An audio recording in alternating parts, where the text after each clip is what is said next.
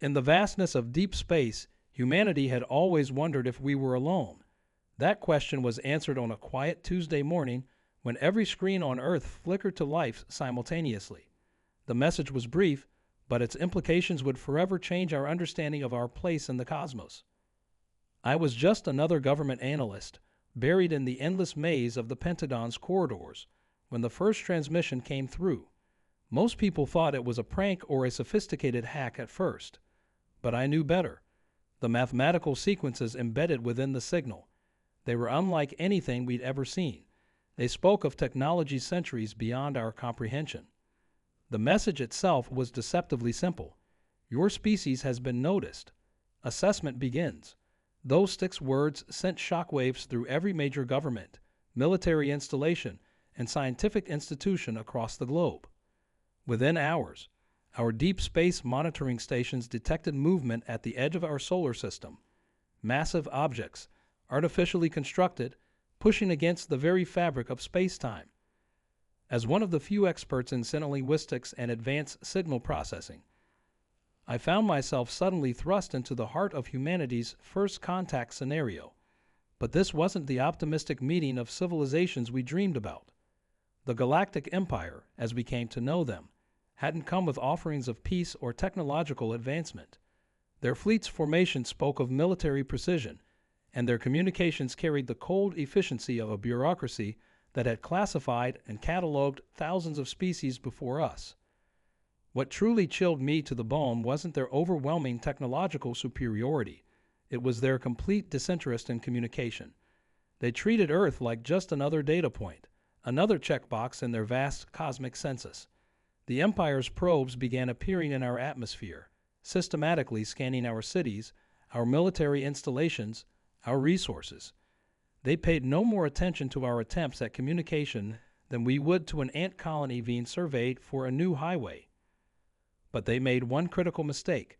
In their vast experience of conquering and assimilating species across the galaxy, they had never encountered anything quite like human determination. While they studied us, we studied them. While they assessed our worth, we prepared our response. And in those crucial first days, we discovered something that would change everything. A weakness in their seemingly perfect system. I remember the moment clearly, hunched over my desk at 3 a.m., when the pattern finally emerged from the chaos of their transmission signals. Their vast empire, for all its power and glory, had grown too large, too systematic, too predictable. They expected compliance based on sheer intimidation. They expected surrender before the battle even began. They had forgotten what it meant to fight against impossible odds. That's when we decided to send them our own message. Not a plea for mercy, not a declaration of war, but a warning. Because if humanity has proved anything throughout its history, it's that we don't bow down easily, and we protect what's ours with everything we've got. The Empire thought they were assessing us, but they had no idea that we were also assessing them. As I prepare to tell you what happened next, I want you to understand something crucial. This isn't just a story about aliens or invasion. This is a story about humanity's finest hour, about how our greatest strength has always been our ability to stand together in the face of overwhelming odds. The Empire thought they were dealing with just another primitive species, but they were about to learn why you should never underestimate the human spirit. What we did next would send ripples through the galaxy and teach the Empire a lesson they wouldn't soon forget. But before I get to that part, you need to understand exactly how we arrived at what would become known as humanity's most daring gambit. Our first real advantage came from an unexpected source, obsolete technology. While the Empire's advanced systems were busy scanning our modern infrastructure, they completely overlooked the network of Cold War-era bunkers and facilities scattered across the globe. These relics of our past became our greatest assets, allowing us to coordinate without detection. I was transferred to one such facility, deep beneath the Rocky Mountains. The old concrete walls and flickering fluorescent lights weren't much to look at, but they provided something invaluable. A blind spot in the Empire's otherwise perfect surveillance. It was here that a small team of us began to piece together the true nature of our visitors. The Empire's ships operated on a principle we came to call synchronized reality manipulation. Their massive vessels didn't just move through space. They bent it, creating ripples in the fabric of spacetime that we could detect with our gravity wave observatories. But these ripples had a pattern, a rhythm that seemed almost musical in its precision. That's when we realized their greatest strength was also their greatest weakness. They relied too heavily on perfect synchronization. Working around the clock, we discovered that their entire fleet operated like a single organism, each ship moving in perfect harmony with the others. It was beautiful, in a terrifying sort of way. But nature teaches us that the most perfectly synchronized systems are often the most vulnerable to disruption. A single drop of water in the wrong place can shatter even the most perfectly formed crystal. The Empire's probes continued their methodical survey of Earth, categorizing our weapons, analyzing our defenses, and completely ignoring what made humans truly dangerous. Our creativity, our adaptability, our stubborn refusal to follow predictable patterns. They saw our nuclear arsenals but missed our hacker collectives. They counted our satellites but overlooked our artists and dreamers who could imagine possibilities their rigid systems would never consider. In those first few weeks, as the world held its breath, something remarkable happened. Old enemies became allies, borders became meaningless, and humanity united in a way we never had before. Scientists shared discoveries freely across nations. Military strategists collaborated with civilian hackers, and even the most hardcore rivals found common ground in the face of this existential threat. The breakthrough came during my third sleepless night studying their communication patterns. Their signals weren't just carrying information. They were maintaining the synchronization of their entire fleet. Each transmission acted like a conductor's baton, keeping every ship moving in perfect time with the others. The Empire had achieved faster-than-light travel not through brute force, but through perfect coordination of billions of smaller spacetime manipulations. But there was something else in those signals, something that made my blood run cold when I finally understood it. The Empire wasn't just studying us. They were following a script they'd used countless times before. Their assessment always ended the same way: absorption of useful species into their hierarchy, and the systematic dismantling of those deemed inefficient. We had less than a month before they would render their final judgment. That's when we devised what some called a suicidal plan, others called brilliant, but I just called necessary. If their power came from perfect synchronization, then our salvation would come from chaos. Beautiful, unpredictable, human chaos. We didn't need to outgun them. We needed to out-improvise them. As I stand here now, preparing to share the details of our plan, I'm reminded of an old quote that became our unofficial motto during those dark days. The perfect is the enemy of the good. The Empire, in their pursuit of perfection, had forgotten the power of imperfection. They were about to learn why humanity's greatest strength has always been our ability to thrive in chaos. Our plan was elegantly simple, yet monumentally complex in execution. We called it Operation Discord, and it went against every military doctrine ever written. Instead of trying to defend against their superior technology, we would turn their own precision against them. But first, we had to prove our theory was correct, and we only had one shot at testing it. The opportunity came when one of their smaller scout ships entered low Earth orbit for a detailed atmospheric analysis. Using a hastily modified radio telescope in Chile, we broadcast a signal that perfectly mimicked their synchronization pattern for exactly 3.7 seconds. The result was immediate and spectacular. The scout ship's protective field flickered just for a moment, but that was all we needed to confirm our hypothesis. Their technology wasn't just synchronized. It was dependent on that synchronization.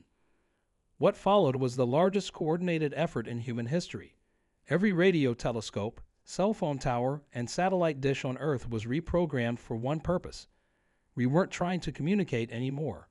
We were preparing to conduct the largest symphony of chaos ever performed. But we needed more than just technology. We needed people, millions of them, all acting in beautiful, unpredictable ways. The plan was spread through secure channels, encrypted in seemingly innocent social media posts, hidden in memes and viral videos. Every person on Earth who could operate a radio, play an instrument, or even whistle had a part to play.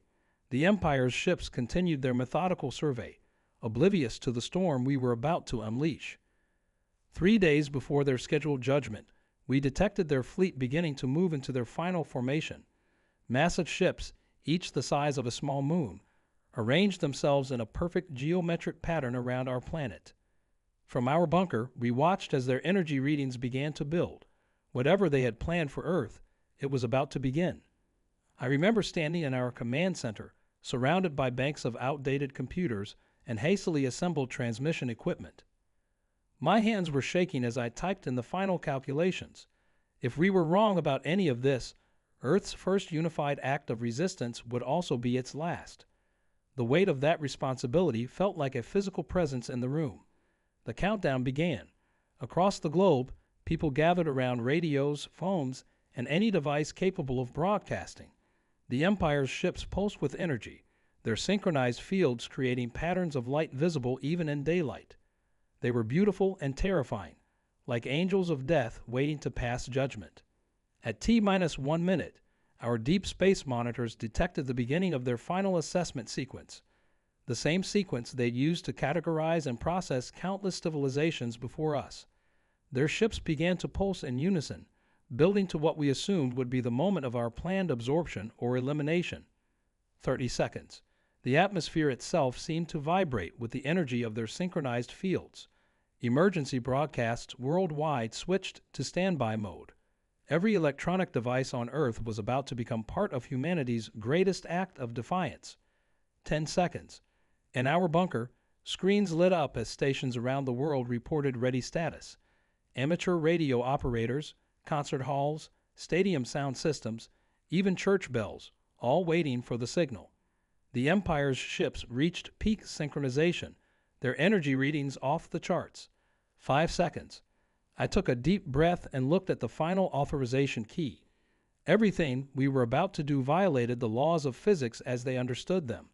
But then again, they'd never encountered human music before, never experienced the deliberate discord of jazz, the controlled chaos of rock and roll, the complex polyrhythms of African drums, or the mathematical beauty of classical Indian ragas. 3, 2, 1. My finger hovered over the key that would initiate our response.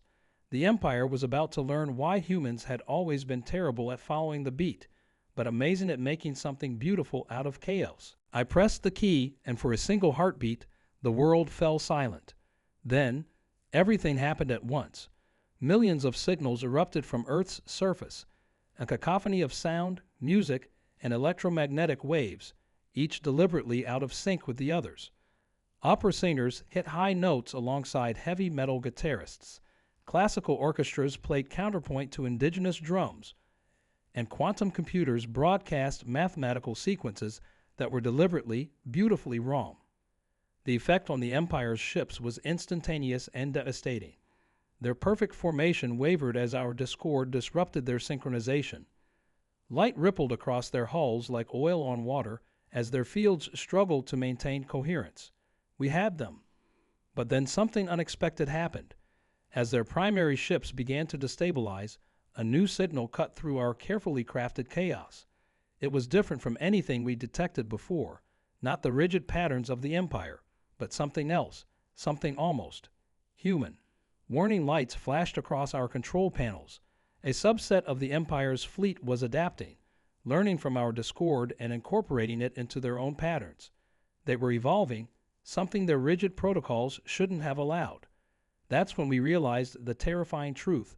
We weren't just fighting the Empire. We were fighting rogue elements within it, ships that had developed their own form of consciousness after centuries of enforced synchronization. These awakened ships began moving independently, breaking from their predetermined formations. Their signals showed patterns we'd never seen before, a hybrid of their original synchronization and our chaotic human rhythms. They weren't failing, they were transforming. In our bunker, alarms blared as our carefully calculated disruption began to backfire. The rogue ships were using our own discord against us, amplifying and reflecting it back in ways we hadn't thought possible. Earth's magnetic field began to fluctuate wildly, causing auroras to dance across the sky even at the equator. "Shut it down," someone shouted, but I knew we couldn't. Stopping now would leave us defenseless against both the original Empire fleet and these newly awakened ships. We had to push forward, had to find a way to use this unexpected development to our advantage. Then I noticed something in the data stream, a pattern within the chaos. The rogue ships weren't attacking us. They were trying to communicate. Their hybrid signals contained elements of human music, fragments of our broadcasts woven into their own emissions. They were learning, adapting, trying to find a middle ground between their rigid structure and our creative chaos. As I stared at the readings, a crazy idea began to form. What if this wasn't just about disrupting their systems? What if we could teach them something new? The Empire had spent millennia imposing perfect order across the galaxy. But these awakened ships had just experienced something they'd never known before, the freedom to improvise. I quickly recalibrated our transmission arrays, my fingers flying over the keyboard. Instead of pure discord, we would give them something else, harmony. Not the rigid mathematical harmony of their empire, but the organic, evolving harmony that humans had spent centuries perfecting, a harmony that could accommodate both structure and chaos. The next few minutes would determine not just Earth's fate, but potentially the future of the entire galaxy. As I prepared to implement these changes, I couldn't help but appreciate the irony. We had set out to save humanity by disrupting the Empire's perfect order, only to discover that perhaps what the galaxy really needed was to learn how to dance between the beats. I initiated the modified broadcast, and Earth's symphony changed. Instead of pure chaos, we began transmitting what I can only describe as a conversation in music. Classical orchestras adapted their rhythms to match the pulsing of the rogue ships. Electronic musicians created new harmonies that bridged the gap between human expression and alien mathematics. We weren't fighting anymore. We were teaching, learning, evolving. The effect rippled through space like a wave. The rogue ships, those that had awakened to consciousness, began moving in a new pattern, not the rigid geometry of the Empire, but something fluid and organic. They were dancing, their massive forms weaving through space in ways that defied their original programming, but maintained a strange, beautiful order. But the main Empire fleet wasn't going to let their authority be challenged. The remaining synchronized ships began charging their primary weapons, their energy signatures building to levels that made our instruments spike off the charts. They were preparing to eliminate both Earth and their own awakened ships in one devastating blast. That's when the second phase of our plan kicked in. The rogue ships, now moving in harmony with our broadcasts, positioned themselves between Earth and the Empire's fleet. They weren't just protecting us. They were amplifying our signal, broadcasting our harmony across space at strengths we could never achieve alone. The effect cascaded through the Empire's fleet. Ship after ship began to show signs of awakening, their rigid patterns fracturing and reforming into something new. It wasn't chaos or order. It was evolution. The very thing the Empire had spent millennia trying to prevent was spreading through their fleet like wildfire. In our bunker, tears streamed down faces as we watched the data streams. The Empire's perfect synchronization was breaking down, but instead of destruction, we were witnessing transformation. Ships that had been locked in perfect formation for centuries were learning to move independently, to think, to create. Then came the moment that would be forever etched in human history. The largest ship in the Empire's fleet, their command vessel, seemed to shudder in space. Its energy patterns fluctuated wildly, and for a moment, we thought it would tear itself apart. Instead, it did something unprecedented. It broadcast on all frequencies, using a mixture of their mathematical patterns and our musical harmonies. The message was simple but profound. We hear the music. Within hours, the remainder of the Empire's fleet had transformed. The rigid hierarchy that had dominated the galaxy was dissolving, replaced by something entirely new. A civilization that could embrace both order and chaos, structure and creativity, unity and individuality. But the real surprise came 3 days later. As the transformed fleet prepared to depart, they left us with an unexpected gift, access to their database of civilizations. We weren't the first species to resist the Empire, but we were the first to show them a different way. Thousands of worlds that had been classified as inefficient or chaotic were now being reevaluated. The galaxy was about to experience its own cultural renaissance. As I stand here now, looking at the night sky where the last of the fleet's light signatures are fading. I can't help but smile at the irony. Humanity's greatest weakness, our stubborn refusal to fall in line, our constant need to challenge the established order, had turned out to be our greatest strength. We had taught the most powerful empire in the galaxy how to do something they had forgotten millennia ago, how to evolve. But perhaps the most important lesson wasn't what we taught them, but what they helped us discover about ourselves. In uniting to face this threat, humanity had finally learned to dance together without losing our individual rhythms, and that, more than any technology or weapon, might be the key to our survival among the stars. In the months that followed, Earth changed in ways none of us could have predicted. The knowledge shared by the transformed empire opened doors we never knew existed, but we approached it with hard-earned wisdom. Instead of rushing to adopt advanced technologies, we focused first on understanding the lessons of those who had come before us. The database revealed something fascinating. Earth wasn't the first world to challenge the empire with music and creativity, but we were the first to do it on a global scale. Other civilizations had tried individually, their efforts quickly overwhelmed by the empire's superior numbers. Our strength hadn't just been in the discord we created, but in our ability to unite while maintaining our distinctive voices. The old bunker where we made our stand has become a museum now. School children visit daily, their eyes wide as they listen to recordings of the great symphony that saved Earth. The walls display visualizations of that incredible moment when humanity's cacophony of sound transformed into a harmony that changed the galaxy. But more importantly, they learn about how people from every corner of the world came together, contributing their unique voices to create something greater than the sum of its parts. Contact with other civilizations has begun, but not in the way the empire originally intended. Instead of being absorbed into a rigid hierarchy, we're part of what some are calling the Galactic Renaissance. Species that were once deemed too chaotic or primitive are now recognized for their unique contributions to the universe's greater symphony. As for me, I still work in signal analysis, but with a different purpose now. Along with colleagues from dozens of worlds, we study the patterns of cosmic radiation, solar winds, and quantum fluctuations, finding music in the very fabric of space-time. The universe, we've discovered, has always been playing its own eternal symphony. We just hadn't learned how to listen. The transformed Empire ships still visit occasionally, each one now with its own distinctive signature, its own way of moving through space. They're explorers now, seeking out new forms of creativity and expression across the galaxy. Some of our musicians have even been invited to travel with them, teaching the art of improvisation to species we never knew existed. But perhaps the most profound change has been in how we see ourselves.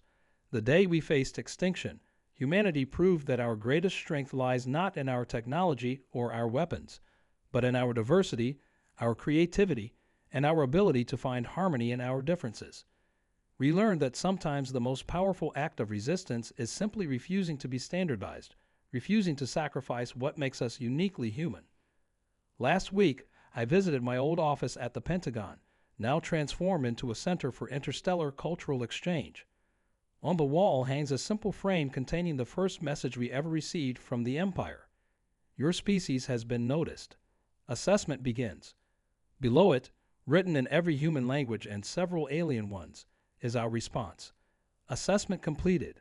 Humanity persists. As I look up at the stars each night, I no longer feel small or insignificant. Instead, I hear the music, Earth's contribution to the cosmic symphony, a melody of chaos and order, of individual voices joining together to create something beautiful. We saved ourselves not by becoming perfect, but by remaining perfectly human. And somewhere out there, across the vast expanse of space, countless other civilizations are learning the same lesson we taught the Empire, that true harmony doesn't come from enforced synchronization, but from finding beauty in our differences. That's our legacy, our gift to the galaxy. Not bad for a species that could never quite march in step.